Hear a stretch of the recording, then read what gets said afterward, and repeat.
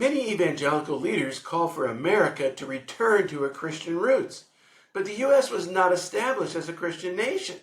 Prior to the Constitutional Convention, a majority of the colonies did require their office holders to attest to certain Christian doctrines. However, the Constitution barred the administration of such tests. In Federalist Paper number 69, Alexander Hamilton wrote, in contrast to the King of England, the president will have no spiritual jurisdiction. George Washington, as the first president, wrote to a foreign leader that the United States is not a Christian nation. Despite this, evangelical leaders wring their hands about how America has departed from their Christian roots. Evangelicals constitute the largest voting bloc in the Republican Party. Doesn't it strike anyone a little odd, since Jesus said, "My kingdom is not of this world"? Evangelicals who claim to seek to be free from worldliness have themselves surrendered to the most worldly occupation, the accumulation of power. Ironically, they've created a double standard.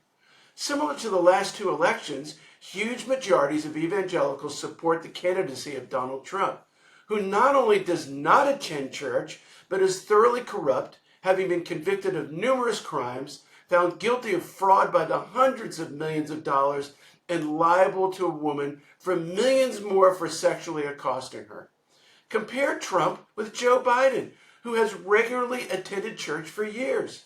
Now with Kamala Harris as the new Democratic nominee, the evangelical mudslinging against her has just begun. But again, in contrast to Trump, guess who the vice president first called when she learned Joe Biden was stepping down from running for re-election? Her pastor, to ask for prayer. The Constitution or the Federalist Papers don't say much about a president's qualifications. But in Federalist Paper number 68, Alexander Hamilton says this about the president: there will be a constant probability of seeing the station filled by characters preeminent for ability and virtue. This cannot be said of Donald Trump.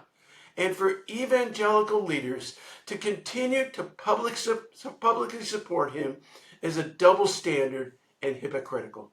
To learn more about politics and the gospel, please consider my new book on Amazon, How Politics Has Distorted the Gospel.